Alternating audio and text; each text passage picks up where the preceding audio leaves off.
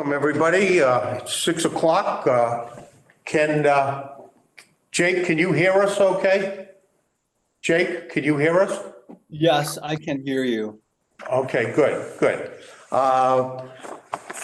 6 o'clock, and as the chair of the Finance Committee of the Town of Stockbridge, Jay Bykowski, I call this meeting to order.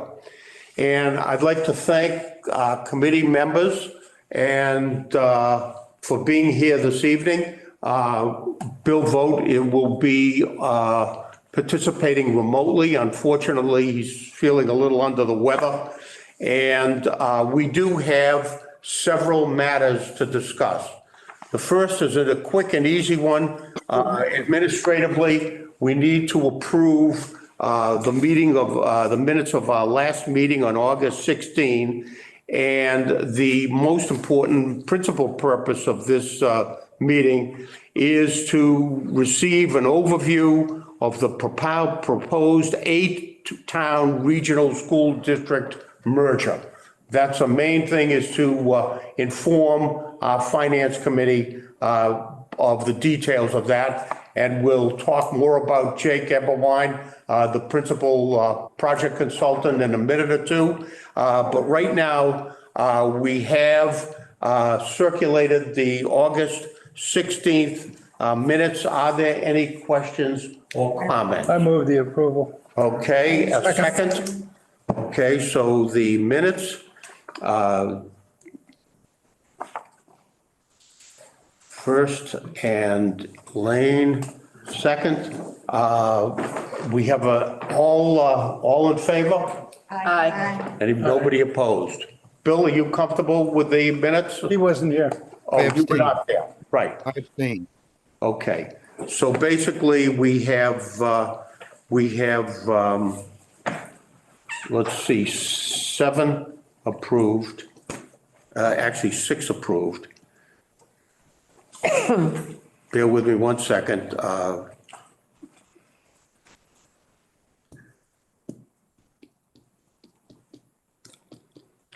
Okay, that business out of the way. Next, we are all aware that the 8-town regional planning board approved the merger at their September 26th meeting.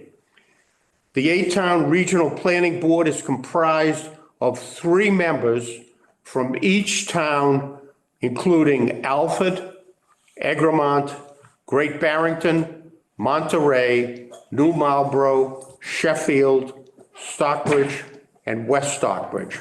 And at this point, before we get into the details of what was approved, I'd like to take this opportunity to thank Patrick White, Michael Canales, and Bill Vogt from the town of Stockbridge for their service on the 8-town regional planning board. And thank you. We know you've been involved with this for quite some time. Chuck started off on that committee, and so did Sean Stephen. Right. So we should thank them. So we thank you very much. And basically, we are very fortunate this evening to have Jake Eberwein. He's on the screen. He is participating remotely to talk with us as the principal project consultant for this effort. And I might add, we could spend probably half of the evening talking about Jake's background, but relatively simply put, he is a public educator since 1994 and has served not only as a teacher, but also as a school superintendent and college dean, working principally in the Berkshire County area. And he has earned bachelor's degrees, master's degree, and a doctoral degree also.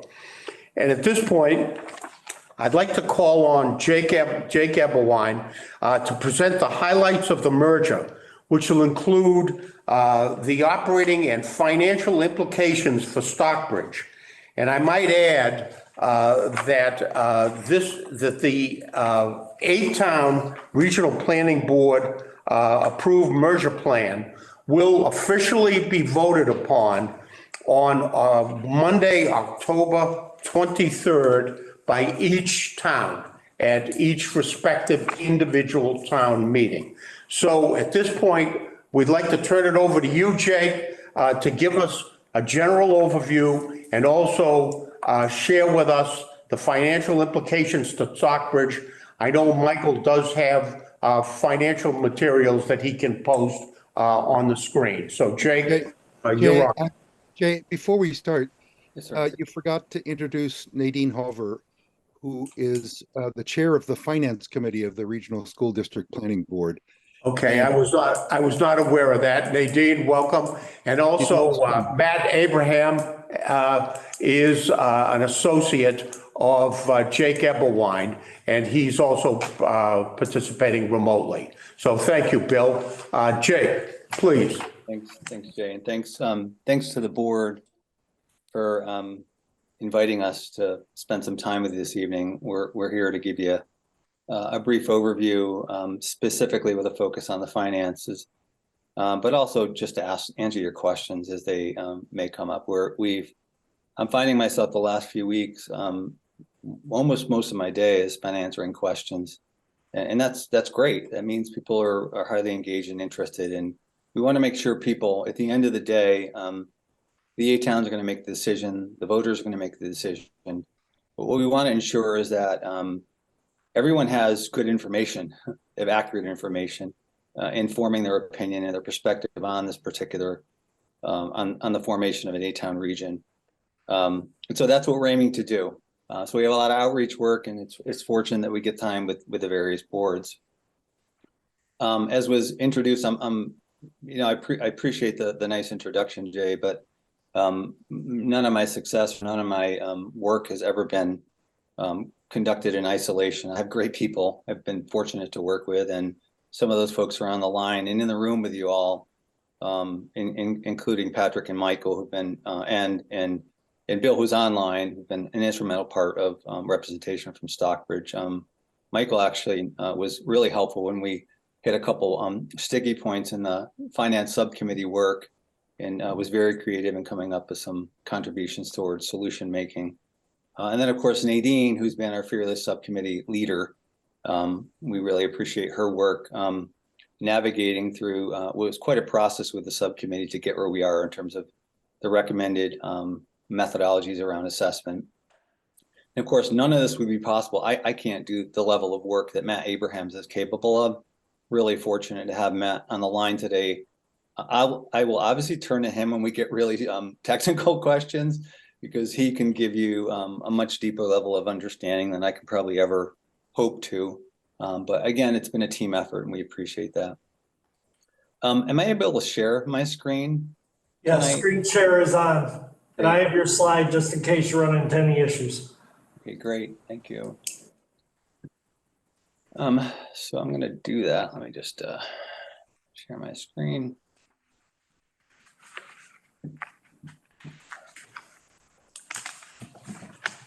So you all can see this screen now? Yes. Are you able to see that screen with the finance subcommittee? Great. Yes. Fantastic. Well, I have just a couple setup slides. We're not going to talk a lot globally around all the benefits and the discussions we had around educational value and the value proposition around educational benefits and operations and all that. But we're glad to answer questions if you have them. But I did want to just generally just paint this really global picture that this entire endeavor was really driven and launched by the 8 select boards who, formed this regional school district planning board with 3 members from each town to really dig into this question of, is there a possibility around possible solutions to declining enrollment, stretched resources, shrinking enrollment opportunities for students in an 8-town endeavor versus a 3 and a 5-town, the way it's situated currently. So generally, we just kind of say, can our districts do better together? And so that's really ultimately the question that folks are going to be voting on when they go to the polls on the 23rd. They either think that the answer to that question is yes or no. After 3+ years of study, and we did an incredible amount of modeling and scenario building. And as you all know, when you go to our website and you look at the resources page, it gets a little overwhelming because there is so much. We've tried to distill that down in some simple forms so that people can access the information without reading, 80, 90-page reports. But at the end of the day, it's important that folks everywhere understand that this board looked at really every solution, from just simply keeping the two districts separate and collaborating more formally, all the way to forming a single district. And within this option of forming a single district, we looked at a number of scenarios. But the recommendation that's in front of the voters, that's reflected in the regional agreement, which is going to the towns with a recommendation report, is that the two districts merge into a single regional district composed of 8 towns. It'll be grades pre-K through 12, as both districts are currently, but we would maintain the existing elementary and middle schools as they currently are, so they all would continue to operate. But we would create a merged high school, grades 9 through 12, that would be built on the Great Barrington campus, obviously consistent with the work that Berkshire Hills has been doing and with the MSBA, in partnership with the MSBA, to do a construction/renovation project on that site. So we have a full research report. We actually, Lucy Prasker and I, the chair, were on CTSB this morning. I'm not sure if anyone caught it. But we realized that actually our recommendation was put out in March of 2022. So since that time, we've really been working hard to sort of turn over every stone, answer questions, dig deeper into finance, better understand this as a solution. That's really what you're going to see tonight. In addition to that, we've written the regional agreement, which is in final form, has been approved by the Office of Regionalization to be referred to the commissioner if the 8 towns vote affirmatively. So let's jump into finance. Again, there's a lot of information on the finance page that has details around a number of different ways of thinking about finance. And we specifically looked at sort of merger versus no merger situations. But we're consistently asked questions around things like, how'd you come up with $100 million for the high school? There's a memo on that. What happens if interest rates go up for the new high school, or the high school is more than 100 million? We've got some analysis of that. So there's a lot of resources there that folks can lean into. And tonight is just intended to provide an overview. And then, of course, behind that, the resources page, we have hundreds, maybe thousands of pages of spreadsheets that Matt has, created to model all these various scenarios. And as we say to people all the time, it's easy to change the variables and the parameters and the assumptions, based on, requests that we get. We've been doing that pretty consistently. So this slide, if you were at the 8-town select board meeting, was a slide that we shared, and it's just a general overview of the fiscal benefits. And Nadine could probably deliver this as well as I could, because she was part of a subcommittee that went through a cooperative and actually a set of discussions and compromises around different methodologies. The methodology that we ended up developing does generate savings in the neighborhood of $1.2 to $1.8 million per year overall.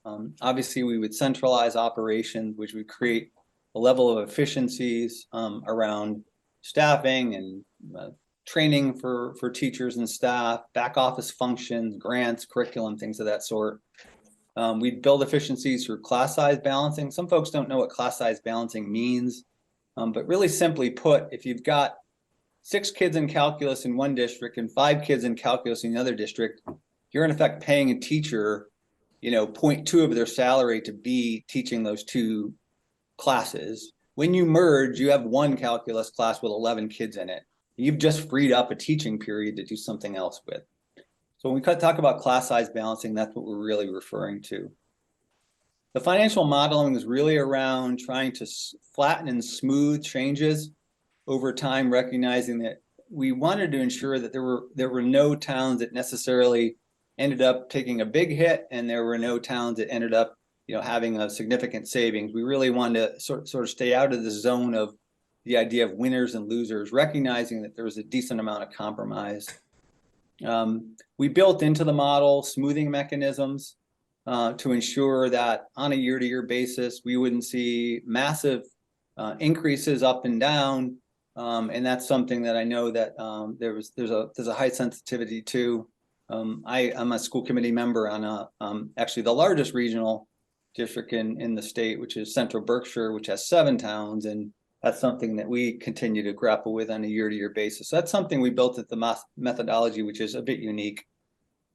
And then obviously we looked at the capital methodology, both the construction of the new high school and existing debt and future debt in a way that we thought was, we hope people believe is fair. So fairness is certainly part of the calculus. This particular graph over here just shows, this is Matt's projections sort of looking forward, and Matt could certainly talk about the assumptions in the projections if you'd like to hear those. Things around how did he project forward based on what he knew, and a lot of that was really taking the existing district budgets, combining them together, looking at trends backwards, projecting those trends forward. And this particular graph just shows that in the merger situation, which is the blue bar, you would have a lower amount of operating funds required than in a merger situation, which a no merger situation, which is to some degree intuitive, right? You're going to create efficiencies when you consolidate. Now, these efficiencies, these savings, as Lucy often says, can be used obviously to tamp down the fiscal implications and the liabilities back to the towns, but they can also be used to invest in additional educational programs. And those are things that, if this merger is to pass, were passed by the voters, would be really discussed and debated and ultimately decided by the new school committee, the merged school committee. And please stop me at any point if you have any questions, you just want anything explained a little better. So finance is basically broken into 2 buckets. You all know this because I know that you deal with school budgets on a year-to-year basis, but there's operating expenses and then there's capital expenses. Oftentimes on the operating side, the Department of Ed requires that operating expenses be treated as a very distinct bucket of money, and that transportation and non-debt capital, those would be things in which you don't have to borrow, but they are coded as capital expenses, tend to fall and be bundled within the operating expenses domain. But really they are coded very differently, and the Department of Ed under regulation requires that you categorize them very distinctly that way. And then for capital expenses, those are things you're obviously familiar with. It's really where we're borrowing money to do big projects. And those can be everything from boilers to roofs to building new high schools. So in our case, we had sort of 3 buckets we had to deal with. Obviously, one is the construction or the renovation of a new high school. Second was dealing with existing debt, so debt that is still on the books.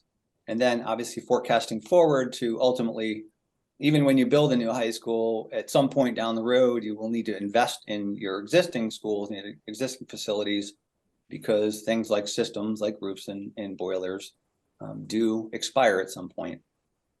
Well, we have a lot of detailed worksheets. I'm glad to send you this PowerPoint, and you can click on these little hyperlinks right in here and get right to the sheets. But I just want to sort of explain the basics here. So we're going to focus on the operating methodology, and I'm happy to talk more about the capital too, but I know operating is a little bit more complicated because of the methodology we came up with.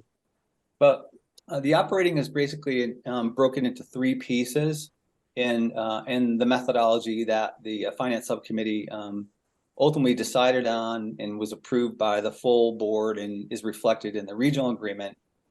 And it's got a part A, B, and then a part C if needed. So part A actually is what you all do already. you have a statutory requirement that each town contributes the required local contribution. And that is calculated by the Department of Education in concert with the Department of Revenue. You've all seen the worksheets. It's a little bit of a complicated mess, but it is based on a combination of foundation enrollment and community wealth. Although when we looked at the various sheets, it's really driven more within the 8 communities by foundation enrollment than it is anything else. So this stays in place and is required if we want to stay within the statutory methodology, which we wanted to do. Now you might ask, why do you want to stay within the statutory methodology? Well, you can do an alternative methodology, but that requires annual review and approval by both the commissioner and by the voters. And I don't know that you want to bring this back to your towns every single year for approval. So the statutory methodology is important. We thought it's fair, and we continued forward. So there's really no change to the towns at that level. The second part is that we looked at local, required local contributions, basically part A, and we looked at that over a 5-year average. So using a 5-year rolling average of local required contribution to determine what percentage of the total each town would contribute. Now, you might ask yourself, well, why aren't we just giving the minimum and that's that? Well, the reality is that districts spend more than they're required to, actually quite a bit more. And that's very consistent across the state, and certainly is reflected in the finances that I've analyzed in Berkshire County. So while you're required statutorily to provide the required local, you've got to figure out how to distribute the amount over the required. And so that's really what Part B tackles. And we actually borrowed this section from the, actually quite a few communities, but Southern Berkshire was using a 5-year rolling average. And that was something that the subcommittee felt was really helpful in sort of smoothing year-to-year changes. So rather than looking at a 1-year snapshot of a foundation enrollment or resident enrollment or required local contribution, it's looked at over 5 years on the average, so that if a town had an increase in a particular year, it wouldn't be hit, in a significant way. So it's what I refer to as the first smoothing mechanism. So is everyone with me so far? A and B get put together. That's sort of your total operating. So the third thing we added in was this idea of a safety valve cap. One of the challenges we had was bringing the 2 district finances together. So when we did some modeling and looking at basically combining the 2 operating budgets together, there were some discrepancies in how much the districts spend. So that when we ran that straight up, there was an inordinate shift of funds, liabilities, fiscal liabilities, actually to the Southern Berkshire towns. And that was basically the result of the fact that Berkshire Hills on a per pupil basis spends more. So when you put those together and you redistribute the funds out, the community that's paying less would have to come up to the middle, and the community paying more would come down to the middle. And so that's actually what we saw. So we had to come up with a smoothing mechanism to help us get through at least the first couple of years. And this safety valve also, provides some assurances down the road that, no town would increase more than 2% of the total assessment increase in any given year.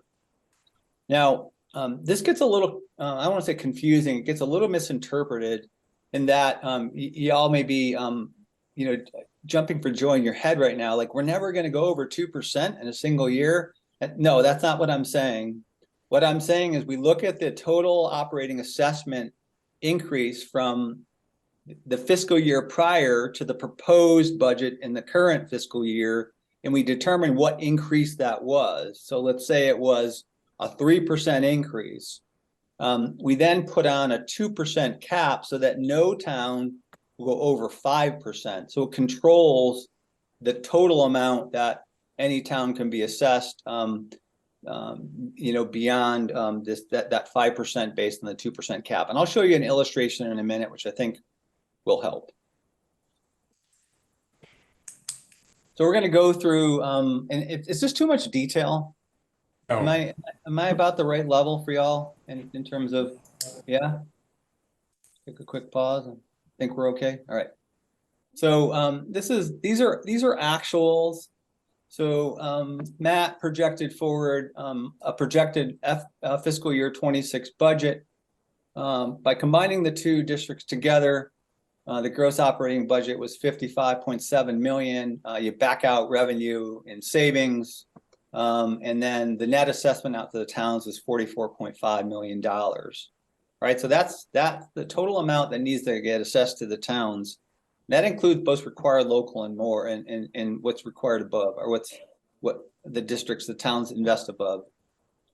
So we do part A first, which is the state formula. These are numbers that are generated by the Department of Education, and we basically plug those in. So part A generates total assessments out to the towns of around 19.2 million. You can see Stockbridge is around 1.5 million dollars to this 8-town endeavor. All right, you can see that the districts or the towns that have the higher student count have higher minimum assessments, because again, as I mentioned earlier, it's driven greatly by the foundation enrollment. Those are the kids who live in your community. That's part A. So then we got to deal with 25.2 million that you spend over required. And that's where we go to part B. So in doing part B, we again look back 5 years. This was a question I actually got asked in Monterey. Projecting the first year, how far do you go back? And I think, Matt, just to clarify, I think it was fiscal year 22, is that right? We went back to do this? So the 5-year average? Yeah. Yeah, so no, I think we went back. Yeah, maybe 22 is the first one. So we went 5 years in the past, because you'd have to look back 5 years. Yeah. We have several years that we looked at. I can't remember off the top of my head. So anyways, in doing the 26, you're looking back at 5 years worth of required local contribution.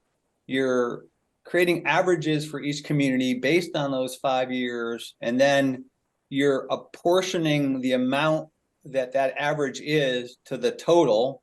So this is your denominator, each of these is your numerator, and you're developing a percentage, and that is the percentage that each town would contribute above the required amount. So Great Barrington will contribute 44.5% of this 25.2 million. Stockbridge will contribute around 8% of the 25.2 million. Does that make sense for everybody? Mm-hmm. And 5-year average. There it is. Okay. So then we apply the if needed safety valve, the cap, right? And the way we do that is we look at what was assessed last year to the towns and what's being assessed this year. And then we look at the percent increase. In this case, the increase was 1.2%, right? Now you might ask, that's a really small increase from fiscal year 25 to fiscal year 26. That question was asked at a meeting. And the reason it was a smaller increase is because we baked in the savings that would be realized through the consolidation. So those actually do tamp down the increase in this first fiscal year. So then, as you recall, we have a 2% safety valve. We discussed the safety valve at length. What was the right number? We modeled it at 1%, 2%, 3%, and the subcommittee really settled on 2% as a fair number that ultimately helped to control it without an overreach. So the total amount, the cap, that any one town can increase from last year to this year is 3.2%. It's the increase over the year prior plus the 2% cap. So 3.2% is a number you should keep in your head because now we're going to test to see how the towns did. So when we looked at the total assessment back to the town, so that was looking at Part A, the required, Part B, which we determined by doing the 5-year average. We then looked at what the town contributed last year as compared to this year and how much their assessments changed. And as you can see in this first year consolidation, the Southern Berkshire towns got hit pretty hard with a percent change. And that is, again, as I explained earlier, because of the different spending patterns between the two districts, which is why, again, this methodology was adopted. The 3 Berkshire Hills towns obviously had some savings because, again, you're moving towards the middle when you're combining the 2 districts. But if you remember, we said no district will go above 3.2%. So we've got to deal with this amount that these districts, these towns are over. We're over about $1.5 million. So the way we do that is we distribute from the districts that are over, we remove, we lower their assessments, and we distribute that 1.5 million out to the towns that are under the cap. And that would be you all. So in this case, the adjustments you can see in brackets where the amounts were adjusted down in the Southern Berkshire towns and where the adjustments were adjusted up. So in the case of Stockbridge, for this particular situation, your assessment went up 204,000, which was 2.4%. But what you'll see is that a lot of the towns, all the Southern Berkshire towns, we brought them down to the cap. And that meant that we had to add the additional funds into the Berkshire Hills towns in this first year. So now we have basically all the districts at or below 3.2%. Again, this is just one slide that shows the before after. And again, I can send you these slides so you can look at them. And again, everyone is in the green now because the green would be 3.2% or lower. And if you wanted to see it graphically, this is a slide that just shows before we applied the safety valve cap, these were what the increases or decreases were. The green line represents 3.2%. Then after the cap, basically all the districts come down to the green line or lower. And so you can see that, the 3 Berkshire Hills towns are below the cap and all the Southern Berkshire towns are at the cap. Now this plays out a little bit differently over time. Oops. I can snapshot there. I can stop. Why don't I stop there just for a minute to take questions? Can we have a question, please? Of course, yes. Of course. Steve? Hi, Jake, Steve Schatz here. Sure. I'm just curious about this safety valve. Does it go on for the life of the merged districts? It does. Yeah, it does. Okay. So there may be instances, and you can actually see it, where the safety valve would be applied in a situation down the road where you might see an increase in a particular town or a trend in a town that would increase liability to that particular town, and the cap controls that. So that is correct. We believe in the modeling that ultimately the cap and the safety valve becomes less dramatic. In effect, it phases away, but it is still baked in there. You've got a couple smoothers in here. You've got, actually the Department of Ed puts a smoother in too, in the required local contributions. You've got one from the Department of Ed. You got the second one in the 5-year rolling. And then you've got this little safety, this insurance policy through the cap and the safety valve. So those are all smoothing mechanisms that just try to manage the year-to-year change, because I know that can sometimes be the hardest thing for the towns to manage. Yeah, no, I understand why this was done. Certainly, the politics of it are such that it was absolutely necessary. But and I don't object to it. But there is baked in, to use your phrase, an inherent subsidy that's coming from the Great Barrington, West Stockbridge, and Stockbridge in order to bring the expenses down for the Southern Berkshire schools, and which is necessary in this case. I understand exactly why. They have underfunded their school system for a long time. And the fact that we're giving up some of our savings, some of our merger savings, in order to bring them up to a higher standard is something that is certainly acceptable to me. I can tell you that. Patrick? I add to that a couple of things. One, the initial proposal on the safety valve was 1%, and that would have caused the lines to converge after about 15 years. And going to 2%, we converged the lines at about 7 years. So that was actually a negotiated position that we actually, the team participated in. I think that the second point I'll make, and I'll be brief, is that even with this subsidy, there's still significant savings to Stockbridge in merging versus not merging. And the third point I'll make is that what he hasn't presented is the elephant in the room, which is there were voices in this debate that thought that property values should determine not just the capital expense, but also the operating expense. And that would have been singularly punitive to Stockbridge because the relative number of children we have versus property values would have literally doubled our school budget and caused taxes to go up 30 or 40%. And by having basically foundation of enrollment plus the slight subsidy in, rather than what some other people are arguing for, which is completely based on property values, we actually save almost $4 million a year, which is about $80 million over 20 years.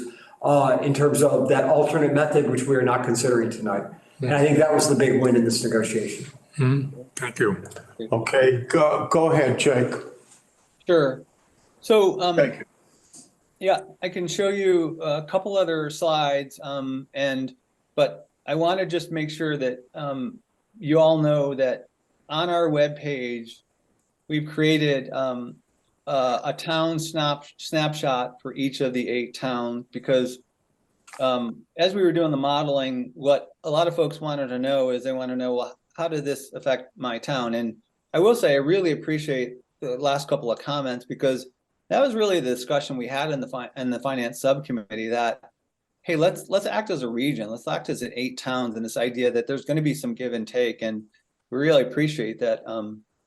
Stockbridge recognizes that, and that was loud and clear from Patrick and Michael and Bill from the very beginning in their participation.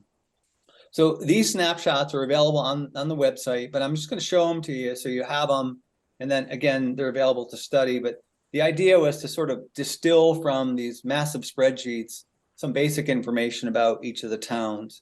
I want to just point something out that people keep calling me on, and that is this particular quick fact. I did this just because I wanted people to have a general idea of kind of what each of the towns, what their town actually had going on. And, I thought even knowing what your foundation enrollment was as a percentage of the total enrollment would be kind of important. But this single home value property number here is taken from the Department of Revenue, but you're going to see another single home value a couple slides later, and it's a different number. And everyone's like, why are your numbers different? Well, the numbers are different is because when I did the tax projections, and I heard from a couple of the town managers, they said, don't just pick one year, do multiple years. So do an average of 5 years. So on the projections you'll see later, it's a 5-year average of home values rather than a 1-year snapshot. And we did that again to try to be fair in light of the fact that you've all experienced some really, pretty extreme property increases. So anyways, this is a kind of a fuzzy graph of mass projections of Stockbridge. So this is for your particular town. We've shown you the aggregated slide, and this is merger versus no merger. And kind of over time, keeping in mind that, as Patrick always points out, is that, savings and benefits that are realized in a single year do compound over time and they've tracked forward. But this is basically, the blue bar is the merger and the gray bar is the no merger. And in effect, you all are flat. I would be, as Matt often cautions, we get asked a lot, can't you project to 2050? And I think if we could, we probably wouldn't be in this business. But even going to FY30 is very challenging. We did it to FY30 because we thought people would want to have some sense, but the variables and the assumptions become fixed, and we know that won't be the case as you look ahead. This gives you a general idea of kind of how these two methodologies stack up for your particular town. And then again, this is just kind of broken down. I did 3 specific fiscal years in kind of looking at the new high school costs, which I'll show you in a minute, the impact to that. And I didn't include the slide in the high school, which I can certainly find real quickly if you'd like to see it. But this is basically the cost of the new high school and the cost of operating with the total assessment in the gray band. And then how much more or less it would cost to the town of Stockbridge and the merger versus the no merger situation, projecting out for these 3 particular years. And again, these are up on the site for study. This one's a little interesting, obviously, because in fiscal year 26, you all are going to realize an increase regardless. I mean, if you assume that the high school will be built either as a 8-town or a 3-town, the way that you all rewrote your regional agreement is Stockbridge will contribute, based on, in effect, EQV towards the high school, which will shift the calculus on that, and you all do have an increase in fiscal year 26. But what's important is to sort of look beyond that. And you'll see that your increases year to year, in the projection, are relatively modest. In fact, in some cases, projecting out in the merger versus no merger, there's actually a decrease in the increase year to year, the percent change.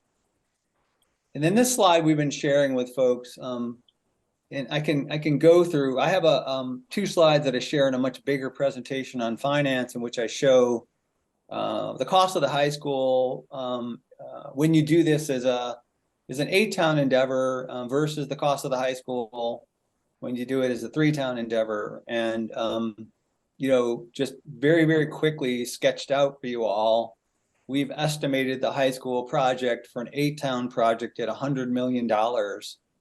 We've estimated the cost of a 3-town high school at $90 million. Now you might say, well, the Southern Berkshire kids are only around 22%. Why is it only 10% more effect, right? And the realities are we expected that the foundational work that is required to build a high school period around site work and infrastructure would not necessarily proportionally increase the cost of the high school when you added another 130 kids in. So that's why we went from 90 to 100. The great advantage that all 8 towns get in an 8-town high school construction project, joint project, is you potentially get another 6% in reimbursement from the Mass School Building Authority for regionalization efforts, and that's a big number. So we are projecting right now around 48% with base aid and another 6% with regional incentive. And then on top of that, we're hoping, and Peter Dillon would be better to talk about this, for additional incentives, things like construction manager at risk and hitting green targets, things of that sort, can also add a percentage here and there that put that on the state's dime and not on the local level. But what's interesting is that the Berkshire Hills towns will pay more for a 3-town high school at $90 million than they will for an 8-town high school at $100 million. And part of that is because you're getting a 6% incentive applied across $100 million. And part of that is that Southern Berkshire will be contributing some towards the project. And so in terms of realization, we saw a slight savings in property tax increases. And then again, these are very, very broad and rough figures. based on what we know currently. And so I did plug in an average home value, what your contribution towards the new high school would be, what your cost is per $100,000 worth of home value, and then again what the tax increase would be for the average homeowner. And so I can stop there if you would like to ask any questions. Well, I'd like to just suggest that we move on to the debt issues Sure. that you outlined at the beginning. The two debt issues being the retirement of the existing debt as well as the incurring of the new debt in order to finance the high school, whatever it looks like, 3 or 8 town.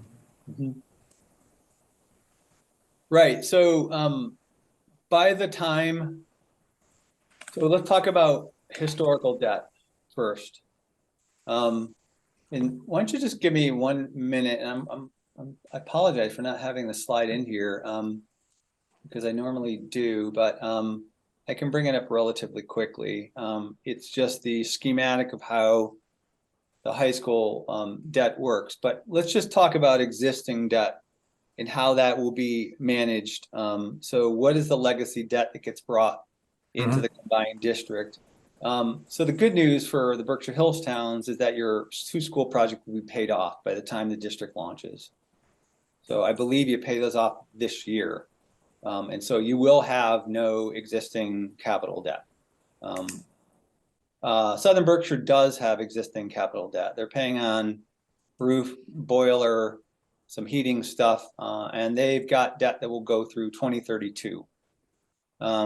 They pay between $300,000 and $400,000 a year towards that borrowing, the decision was that the historical debt, the legacy debt, would remain with the Southern Berkshire schools, with the Southern Berkshire towns through the loan period. So they'll continue to pay that, and if you look at their finance sheets, that will be reflected in their sheets. So that will not be borne by the Berkshire Hills towns. All of their liabilities get pooled.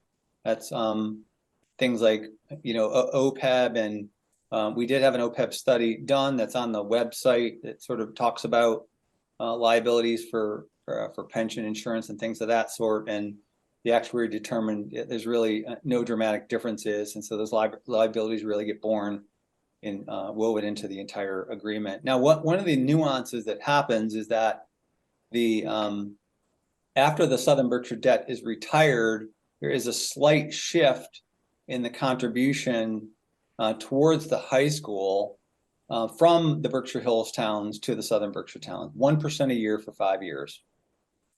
So when we generally talk about a 90-10 split, which is how we did this, that split starts to change in 2033 at 1% clips until it gets to around 85-15, and that's what settles for life.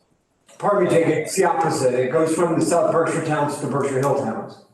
Sorry, I had it backwards. Someone's got to, it gets a little, it's not fuzzy in my head, but I probably say it fuzzily sometimes because I talk about all this all the time. But so the additional debt, the idea was they will finish their borrowing on their legacy debt, and then those payments will in effect continue, but will be contributed towards the high school, which will relieve some of the contributions from the Berkshire Hills towns. So projecting forward, the future debt is basically in 2 buckets. One is any school which is district owned will just be, we're going to use the Berkshire Hills methodology. What you do use right now, we're using EQV. So if a new roof or a new boiler is needed in any one of the district owned towns within the 8-town merged district, it will be, and borrowing is required, it will be paid using EQV.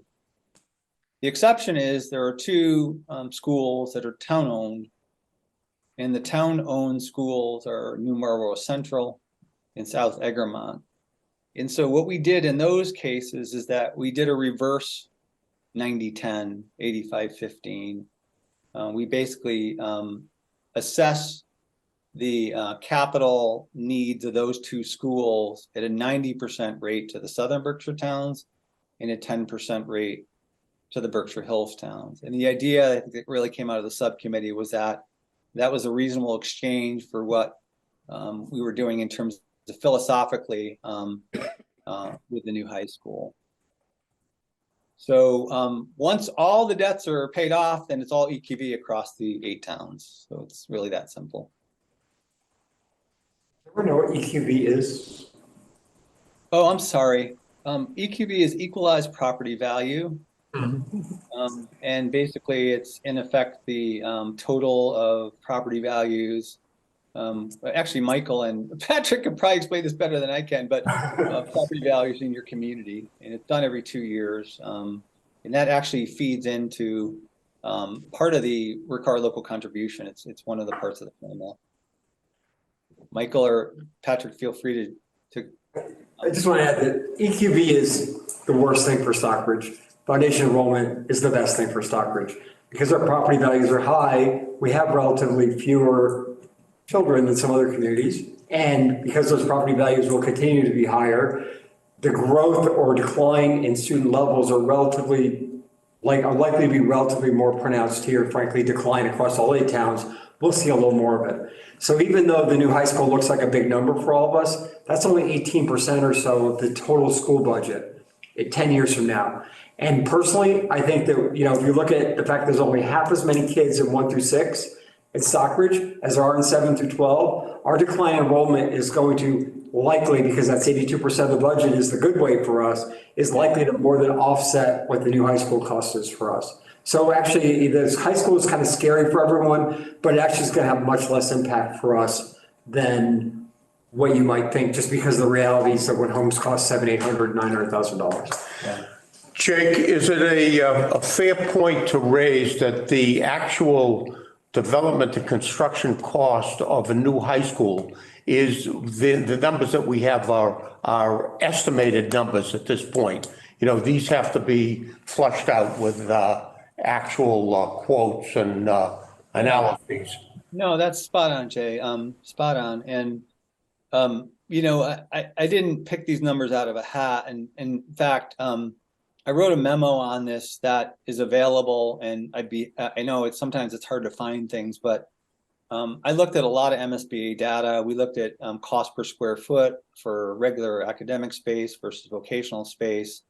We sliced it a lot of different ways. And, on the low end, we're like, hey, you probably do it for $88-90 million. This is 8 town. On the high end, you'd be closer to 120.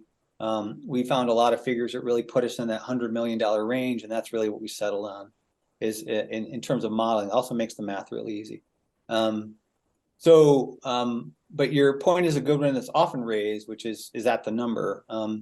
So right now, as you probably all know, is that Berkshire Hills was reaccepted with a statement of interest after a couple of failed attempts after the votes went down on the first set of projects, back in the mid 2015, probably, or 2016.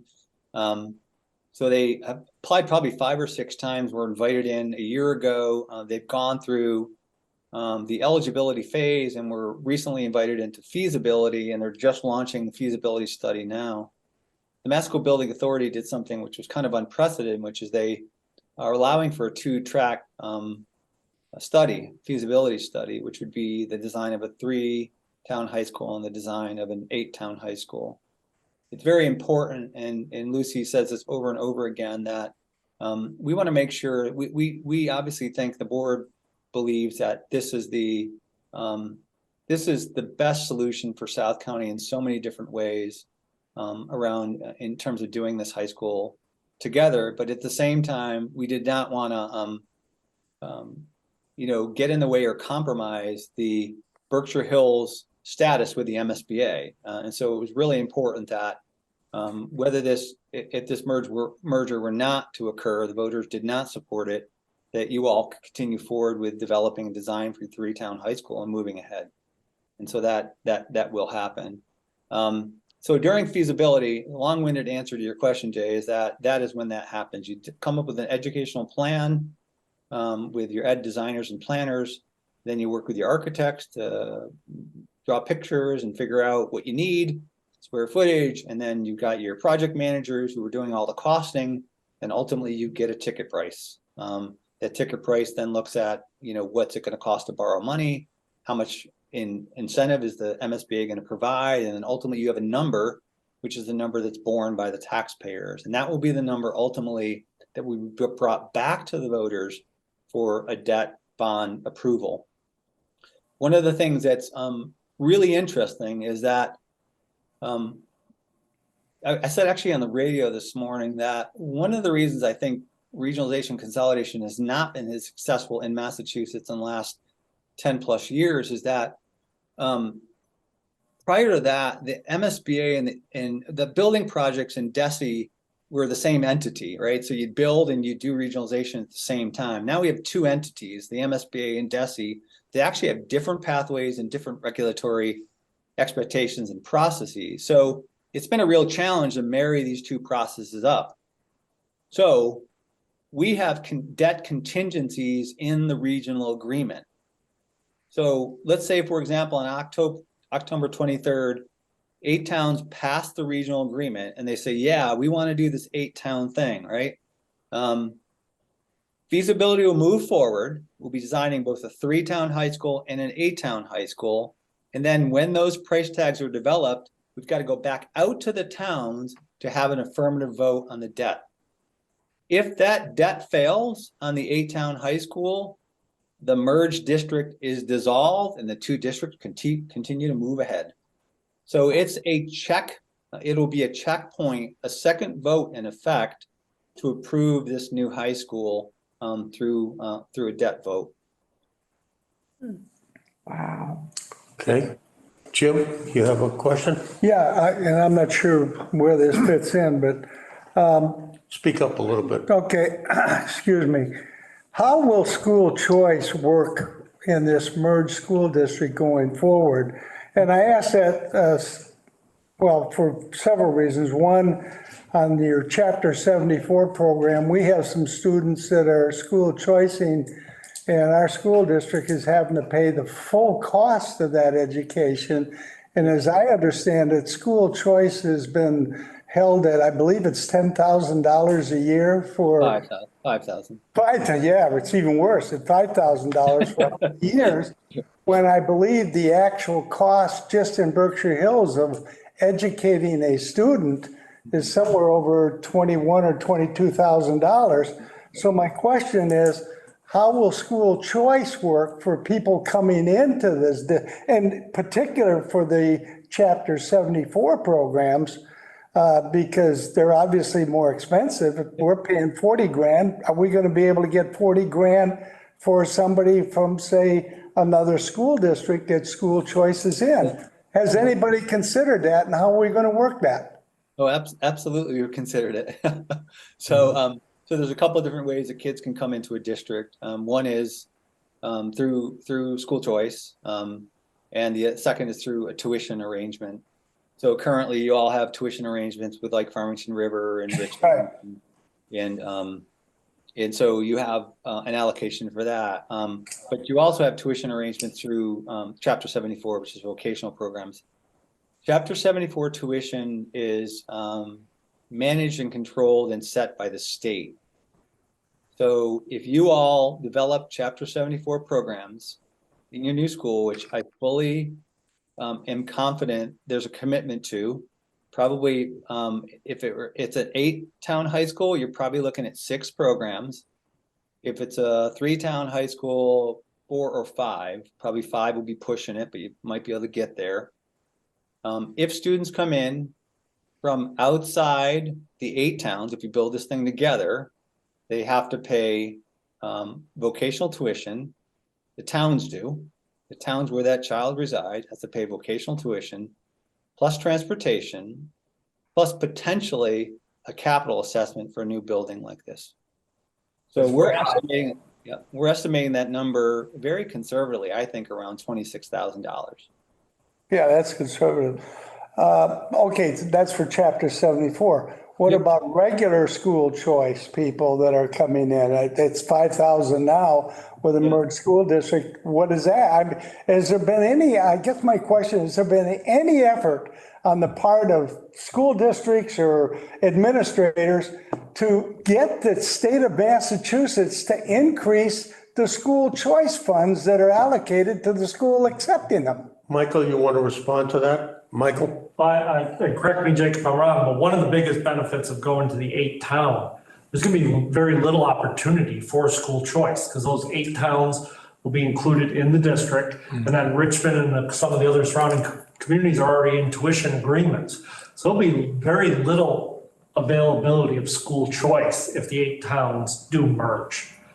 Well, If maybe they don't initially. merge, that's a different story. There's potential for. But the right size, the high school will be right size either way. And in the short term, there may not be much chance to merge, but as enrollment declines, there may be more room in that. And then at least a little more revenue is better. But I think one of the things that the school committee should do, Bill, is really reevaluate the tuition in. Because I don't think that frankly, other towns should be able to tuition into our high school at 10 or 12 grand. I think they should pay the full person, I agree.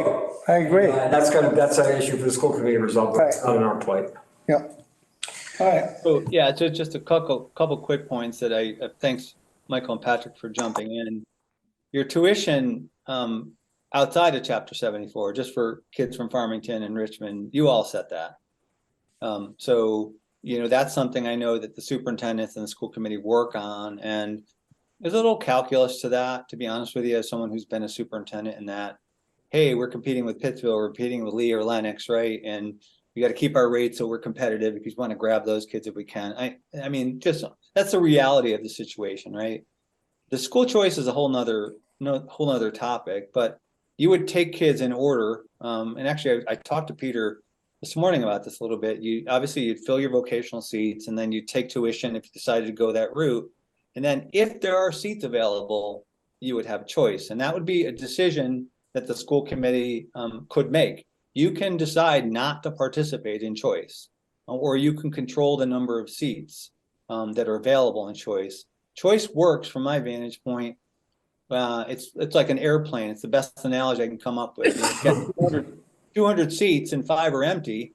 You can sell those 5 seats cheaply and get a few extra dollars in your pocket, and you don't have to build another plane or run another plane, right? But if you're accepting a lot of choice, you start to bear the cost of that. But I see you shaking your head. As you know, I did a short-term stint in Lennox where, 40% of their kids are choice, and they make a decision to subsidize that. That's their strategy. Michael, just a mechanical question. We said that ultimately the vote for each individual of the 8 towns will be on the 23rd. How is that going to mechanically work? In other words, there'll be a special town meeting, okay? Yeah, there'd be a special town meeting. The article is going to be a ballot vote, so it's going to be, it'll just be a typical motion second. Once adopted, you can't amend it. The agreement has to be the same agreement passed in all the towns, and then you move, after discussion, you would move to a ballot vote. We're going to have the machine set up probably in the community room, and we'll be doing the ballots in there. So you'd actually have a ballot, you'd receive a ballot, and then you'd bring it into the other room and cast your votes. A physical vote. Yep. Okay. We have 6 towns who've committed to the 23rd. Pretty confident about Monterey, and I think Egremant's making a decision tomorrow morning. They're likely to do the 23rd, though. Right. 23rd, October 23rd at 6 p.m. No, they're going to do the 21st, it looks like. Are there any other, I think Jake has given us a good overview. There's been good discussion. Jim? Yeah, I just. One last one. Well, I want to be clear that my questions and comments, I hope are not taken negatively. Oh, not at all. I've spent a pretty good deal of time reading this information, thanks to Bill Volk forwarding me some of the information. And I support the idea of the merger. I think it's something that we need. I don't know how the other towns can't vote for this, given the population statistics in this whole area of the country, or state. So thank you. Thanks for saying that. Okay, if there are no further questions, okay, or discussion, I'd like to move to adjourn the meeting. So moved. Thank you, Jake. Thank you very much. I Thank appreciate you, your Matt. time.